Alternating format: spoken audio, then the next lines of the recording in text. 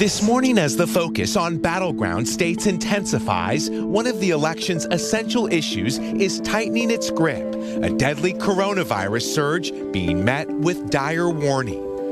大选结果还没正式拍板，川普选前说，新冠病毒将随选举落幕彻底終結的預言，已被一連串科學數字徹底粉碎。11月4號投票日隔天，全美24小時通報確診數突破10萬，再次打破疫情爆發以來的全球紀錄，等於美國現在平均每秒就有1人染疫。For us, this is the highest volumes that we've seen throughout this pandemic. 短短10天，全美新冠染疫的歷史紀錄5度被改寫。ABC 取得一份衛福部內部統計數字稱，50個州除了內布拉斯加和德拉瓦州，確診數字都在同步飆升，染疫死亡人數也在29州激增。華盛頓郵報報道，甚至明白指出，該日美國有17州刷新了住院人數紀錄，其中包括愛荷華州、俄亥俄州和明尼蘇達州等搖擺州，都是源自於數百萬人親自投票。Hospitalizations are now at 53,000 total in the United States. That's the number of Americans in the hospital with COVID-19 right now. The number of deaths recorded each day is also rising. Yesterday, it was more than 1,000. And on the 7-day average, it's now more than 850. And so what you typically tend to see is that cases start to rise first. A few weeks later, hospitalizations begin to rise. A few weeks after that, deaths begin to rise. And we're already seeing in 4 states, ICU capacity is considered constrained. They've essentially filled more than 80% of their ICU beds. And in 26 states, you are seeing a high number of patients in the ICU, more than 70% of ICU beds filled. And it's not just beds that are the real concern. You can sort of create more beds. You can't create more doctors and nurses to take care of all these critical patients. And that's why people worry when we overwhelm the system, you start to see the deaths numbers rising. 專家說，病毒在投票所內的傳播並不是他們最擔心的問題。早在投票日前一天，威斯康星州確診率就已經達到 30.1%， 足足比2週前暴增 40%。這當然和川普選前的巡迴瘋狂造勢有關，但全美各地隨處上演的萬聖節派對，也是釀成上百人群聚感染的超級感染源。德州埃爾帕索當地破紀錄的3100起新增個案感染，瞬間導致當地醫院負荷接近滿載，已迫使 FEMA 緊急介入打野戰醫院因應。當醫療人員必須日以繼夜透支工作，來遏制病毒傳播，這才是進入秋冬高峰前最大的隱憂。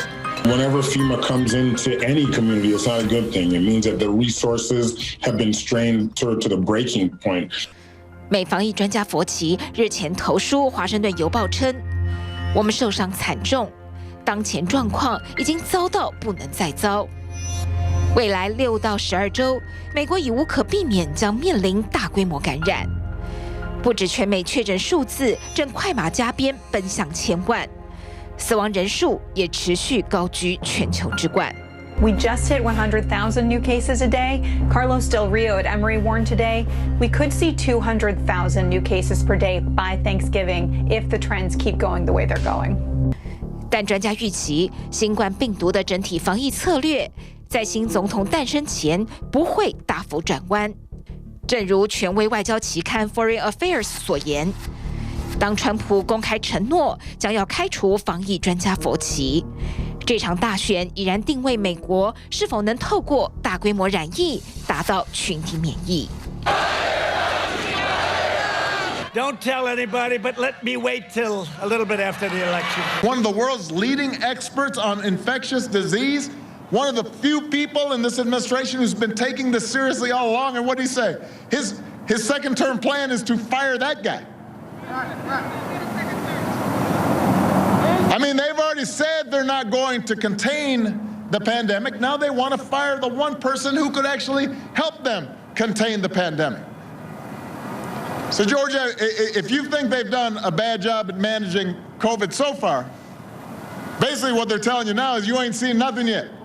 就在剛過去的這個月裡，美國平均單日確診病例翻了一番。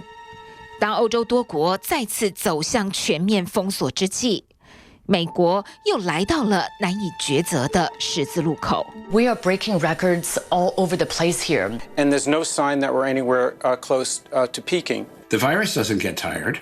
It just keeps on going. It's looking for new opportunities. 美疾控中心 CDC 預估，感恩節將會是另一波危險高峰。雖然搶先公布了一系列防疫安全指南，但內容仍不外乎限制聚會人數，無法避免群聚時記得戴上口罩。國衛院粗估，這些簡單的小動作，在明年3月前絕對足以挽救至少13萬條人命。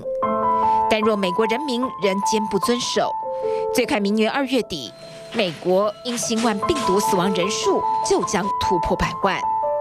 We cannot afford to lose any more lives. This disease is unrelenting. It doesn't care about what the location is. 美外交政策期刊日前撰文游行警告，新冠疫情顯然沒有對川普選情造成決定性的影響。